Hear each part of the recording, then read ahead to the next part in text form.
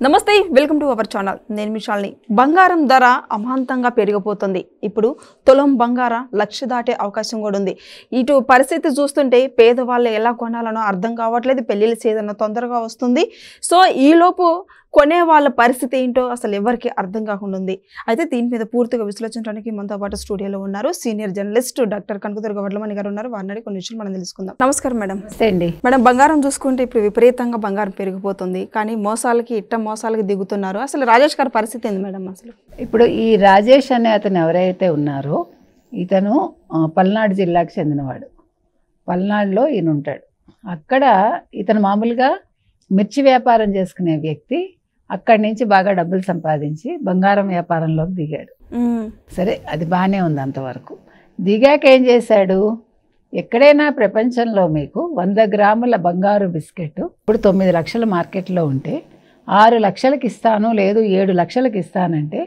తెలివైన వాళ్ళు కొంటారా నమ్ముతారా కానీ ఆడవాళ్ళు నమ్ముతారు ఎందుకంటే ఆడవాళ్ళకి ఆస్తి ఏంటి అంటే బంగారమే వాళ్ళకి భూములు ఇచ్చినా ఆనందం ఉండదు ఇళ్ళు ఇచ్చినా ఆనందం ఉండదు బంగారం మీద ఎందుకు ఇష్టం అంటే పెట్టుకోవడం కోసం కాదు మెయిన్గా బంగారం అనేది ఆస్తిగా ఎందుకు భావిస్తారంటే మనకి గబుక్కుని ఒక అవసరం వస్తే బంగారం తాకట్టు పెట్టి డబ్బు తెచ్చుకుంటాం అంటే ఎవరి మీద ఆధారపడక్కర్లా ఆడవాళ్ళ ఆలోచన అది ఆడవాళ్ళకి బంగారం పిచ్చి అంటారు పిచ్చి అనేది వాళ్ళ కోసం కాదు అవసరానికి ఆదుకునేది బంగారమే ఎకరం భూమి అమ్మకుండా బంగారం తాకట్టు పెట్టకుండా పూర్వకాలం ఇళ్లల్లో పెళ్ళిళ్ళు జరిగేవి కాదు ఎందుకంటే అప్పుడు ఇంత సంపాదన లేవు ఒక వ్యక్తి సంపాదిస్తే 10 మంది కూర్చుని తినేవాళ్ళు అందుకని ఆడవాళ్ళు రూపాయి పోగేసి అలా కాసులు కొనడం మనకు తెలుసు అలా బిళ్ళలు కొనడం అట్లాంటివి చేసేవాళ్ళు ఎందుకంటే బంగారం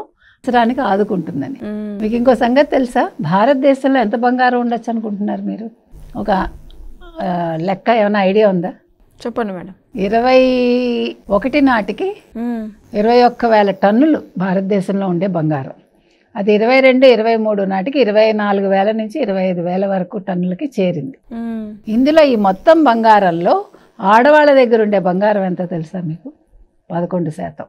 ఈ 11%లో కూడా దక్షిణాదిలో మొత్తం 40% ఇక్కడ ఉంటుంది ఆడవాళ్ళ దగ్గర అందులో తమిళనాడు వాళ్ళ దగ్గర 28% ఉంటుంది బంగారం ఎందుకంటే తమిళనాడు వాళ్ళు బంగారం విపరీతంగా కొంటారు మన ఆంధ్ర అనుకుంటాం ఆంధ్రాని మించి కొంటారు ఎందుకంటే వాళ్ళకి పెళ్ళిళ్ళలో వాళ్ళు కట్నంగా ఇచ్చేది బంగారం వాళ్ళ పిల్లలు పుట్టిన దగ్గర నుంచి చెవులు కుట్టడం దగ్గర నుంచి వాళ్ళకి బంగారం కొనడం మొదలవుతుంది ఆ మొదలవడం వాళ్ళ పెళ్ళిలో 50 పౌండ్లు 100 పౌండ్లు అలా ఇవ్వాలి వాళ్ళు పౌన్ అంటారు వాళ్ళు కాబట్టి వాళ్ళ దగ్గర ఎక్కువ ఉందిట సో ఇంత బంగారం మీద మోజు ఎందుకు అంటే ఇందుకు అది అవసరానికి ఆదుకునే వస్తువు ఒక బంగారమే బ్యాంకుకి పరిగెట్టినా కూడా తక్కువ వడ్డీకి మనకి రుణాలు వస్తాయి సో ఈ రాజేష్ అనే అతను దీన్ని ఎన్కాష్ చేసుకోవాలనుకున్నాడు ఈ బలహీనతని సో ఒక బిస్కెట్ బంగారం అంటే 100 గ్రాముల బంగారం అంటే 10 తులాలు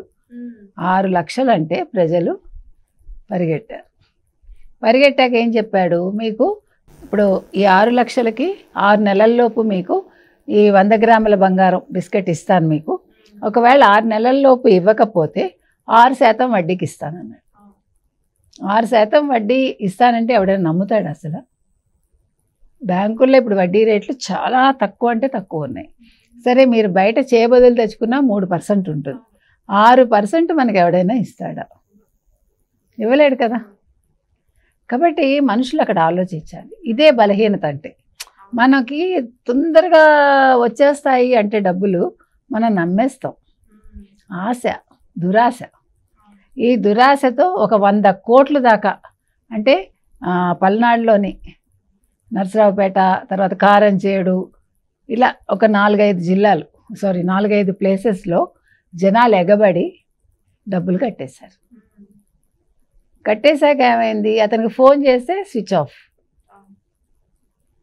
సో ఫోన్ ఎత్తట్లా అతను ఎక్కడ మొత్తం కుటుంబం అంతా పరారైపోయింది సో అతను మెసేజ్ పెట్టాడో మరి ఎట్లాగో తెలియదు కానీ నేను మీ డబ్బులు వెనక్కి ఇస్తాను అని పెట్టాడు వీళ్ళు పోనీ ఏదైనా కంప్లైంట్ ఇద్దామంటే వాళ్ళ దగ్గర ఒక కాగితం ముక్క లేదు ఎందుకంటే ఇది ఒక రకంగా మరి సక్రమమైన వ్యాపారం కాదు కదా, అక్రమం కాబట్టి అతన్ని రాసి ఇవ్వలేను, మీకు ఇష్టమైతే ఇవ్వండి అని ఉంటాడు. నేను ఎక్కడ కమిట్ అవ్వను, ఎందుకంటే ఇది నాకు ప్రాబ్లమే మీకు ప్రాబ్లమే అని చెప్పుంటాడు. ప్రజలు కూడా గుడ్డిగా నమ్మేసి అతను ఎప్పటి నుంచో అక్కడ ఉన్నాడు కాబట్టి ఎక్కడికి పోతాడు అనుకుంటారు. కానీ మహా వాళ్ళే వెళ్ళిపోయారు కదా, ఓ మాల్యా, ఓ నీరవ్ మోదీ. సో వాళ్ళ ముందు ఇతనంత 100 కోట్లు. ఇటీవల కాలంలో ఒక మేస్త్రి, మీకు గుర్తుందా, మేస్త్రి చిట్టీలా? అవునవును, పరారయ్యాడు కదా మేడం. అవును. అసలు ప్రజలు ఎలా నమ్ముతున్నారు, ఎందుకు నమ్ముతున్నారు, ఇన్ని రకాలు చూస్తున్నారు. ఇంత సోషల్ మీడియా వచ్చాక కూడా మనం ఇంత పిచ్చాళ్ళం అయిపోతున్నామంటే అంటే బలహీనత, అది మన బలహీనతని ఎదుటివాడు ఎన్కాష్ చేసుకోవడం అది. కాబట్టి ఇంత జరిగింది. అంటే ఇది ఇక్కడితో ఆగదండి. ఇవన్నీ ఇవాళ ఒకరోజు ఇది వినగానే అమ్మో ఇలాంటి పనులు చేయకూడదు అనుకుంటారు, మళ్ళీ రేపు మామూలు. అంటే మనిషిని ఆశ అనేది ఎన్నిసార్లు మీరు మోసపోయినా సర్లే ఇంకొకసారి చూద్దాం అనేది ఆ ఆలోచన ఉంటుంది చూడండి, అది మనిషి బలహీనత.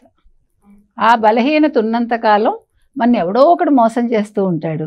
స్నేహితులు కూడా మోసం చేస్తారు, మనని చేబదులు తీసుకుంటారు, ఇవ్వరు వాళ్ళు. ఇవాళ రేపు తిప్పుతూనే ఉంటారు, సంవత్సరాలు జరుగుతూనే ఉంటాయి. కాబట్టి ఈ బంగారం మీద మోజు ఉండడం మంచిదే, కొనుక్కోవటం కూడా మంచిదే, ఎవరు కొనుక్కోవద్దని చెప్పరు. కాకపోతే ఇలాంటి ఉచ్చుల్లో మనం పడకూడదు. వాళ్ళు చీప్గా ఇస్తా అన్నారు, తక్కువకి ఇస్తా అన్నారంటే మీరు ఆలోచించాలి, ఇది తక్కువకి ఎలా దొరుకుతుంది, అసలు దొరికే అవకాశం ఉందా అనేది ఫస్ట్ మనం ఆలోచించుకోవాలిగా. ఇందులో చదువుకున్న వాళ్ళు కూడా ఉంటారు, ఈ మోసపోయిన వాళ్ళే ఎక్కువ శాతం ఉంటారు. ఎందుకంటే మీరు అనుకుంటున్నారు పల్లెటూరు వాళ్ళు అమాయకులని, కాదు, వాళ్ళు చాలా తెలివైన వాళ్ళు. 100 క్వశ్చన్స్ వేస్తారు, మనకేంటి చదువుకున్నాం కాబట్టి మనకి ప్రశ్న వేయడానికి మొహమాటం. అడిగితే ఏమనుకుంటాడో, సర్లేదు కరెక్ట్గానే చెప్తున్నాడు నమ్మచ్చు అని అనుకుంటాం. వాళ్ళు అలా కాదు, దాని మీద అంటే ఊరు భాషలో వాళ్ళు శుభ్రంగా కావాల్సినవన్నీ తెలుసుకుని నాకు వద్దులే పో అని వెళ్ళిపోతారు. మనం మొహమాటానికి ఇరుక్కుని ముందుకెళ్ళలేం, వెనక్కి పోలేం. సో నష్టపోయేది చదువుకున్న వాళ్ళు, మధ్యతరగతి వాళ్ళే. దిగువ తరగతికి పర్వాలే, పై తరగతికి పర్వాలే, ఎప్పుడు ఉండేది అదే. సో ఈ మోసపోయే వాళ్ళలో కూడా ఎక్కువ శాతం మిడిల్ క్లాస్ వాళ్ళే ఉంటారు. కాబట్టి ఇలాంటి ఉచ్చుల్లో పడద్దని మనం ప్రజలకు ఇంకోసారి చెప్తున్నాం. దయచేసి ఎవడైనా మీకు ఎక్కువ డబ్బుకి నేను ఎక్కువ వడ్డీ ఇస్తానని కానీ, లేదు మీకు ఇవాళ మీరు మదుపు చేస్తే దానికి డబల్ అవుతుందని కానీ, అసలు ఇలాంటివి నమ్మకండి దయచేసి. ఇవి జరిగే పనులు కాదు, ఎక్కడ జరగవు కూడా. ఇంతే మనం చెప్తాం. Thank you madam. Thank you.